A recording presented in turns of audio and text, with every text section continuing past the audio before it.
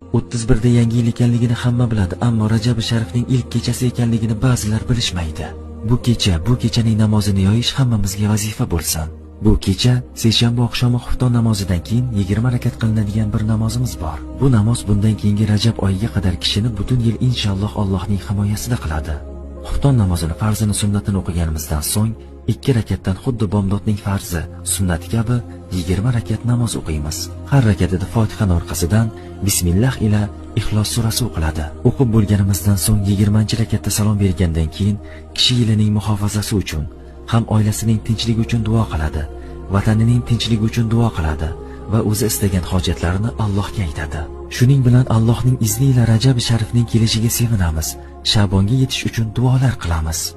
Ramazonning kelishiga tayyorgarlik qilib, Allohning izni ila bayramga toza bir shaklda Alloh rozi bo'ladigan qullari kabi bo'lish uchun harakat qilamiz. Bu sevinchli xabarlarni yaqinlarimizga ulashish bizning vazifamiz.